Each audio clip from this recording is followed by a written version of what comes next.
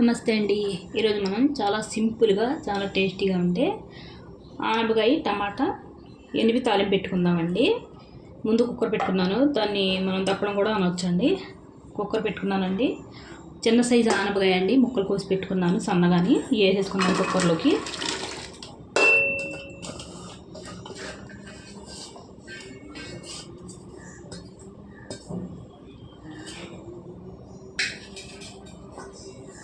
చాలా సింపుల్గా అయిపోద్దండి.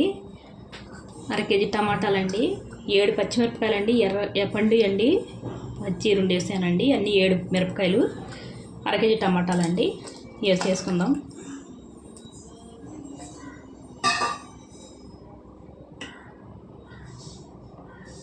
కొద్దిగా పసుపు వేసుకుందామండి. చింతపండు అండి, చిన్న నిమ్మకాయ సైజ్ అంతా.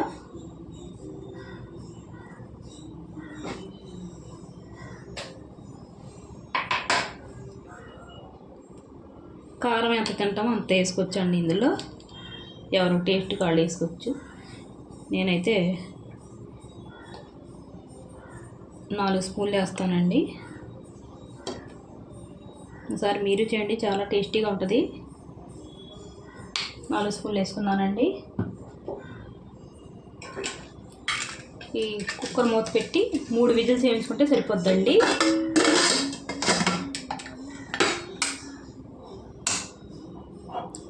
ఉడికిన తర్వాత చూద్దామండి. చూడండి, ఉడికిపోయిందండి. కుక్కర్ మూత తీసేసుకుంటాము.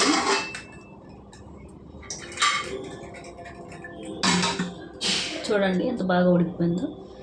ఇప్పుడు ఇది ఉప్పు వేసుకొని ఎనిపి తాలింపు పెట్టుకుందామండి. రుచికి తగినంత ఉప్పు అండి, చూసుకొని వేసుకోవాలండి.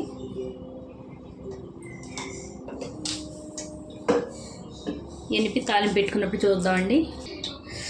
చూడండి, మెత్తగా ఎనిపేసుకున్నానండి. చాలా టేస్టీగా ఉందండి. పుల్ల పుల్లగా, కారం కారం కానీ చాలా టేస్టీ ఉంటుందండి. ఒకసారి మీరు ట్రై చేయండి. ఇప్పుడు దీన్ని తాలింపు పెట్టుకుందామండి. చూడండి, తాలింపుకి నూనె పెట్టుకున్నానండి. ఈ తాలింపుకి కొద్దిగా నూనె ఎక్కువ ఉంటేనే టేస్ట్ ఉంటుందండి. నూనె వేడెక్కిందండి. ఆవాలు జీలకర్ర వేసుకుందామండి.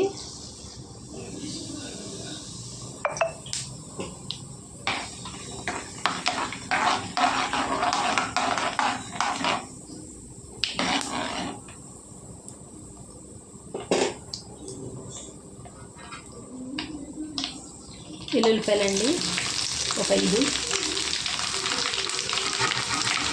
ఎండుమిరపకాయలండి,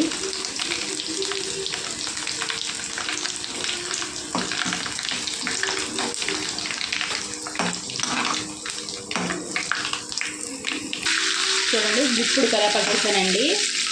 ఈ కరివేపాకు వేస్తే సౌండ్ వస్తుందని తర్వాత చూపిస్తున్నాను మీకు. వేసిన తర్వాత ఇది బాగా వేగాలండి. కొద్దిగా వేగితే బాగుంటుంది తాలింపు. అయితే ఉల్లిపాయలు కూడా వేసుకోవచ్చండి, వేసి బాగుంటుంది. నేనైతే ఉల్లిపాయలు వేయను. కొద్దిగా ఇంగువ వేసుకుందామండి, టేస్ట్ బాగుంటుంది. ఇంగువ వేసుకుంటే అరుగుదలకు కూడా బాగుంటుంది కదండి.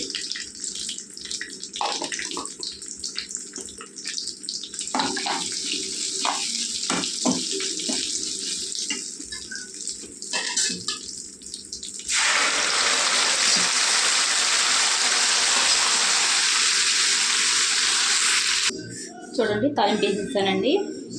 ఎంతో టేస్టీ అయినా ఆనపకాయ టమాటా కూర దప్పడం అన్న రెడీ అండి. ఒకసారి మీరు ట్రై చేయండి. నచ్చితే లైక్, షేర్, సబ్స్క్రైబ్ చేసుకోండి.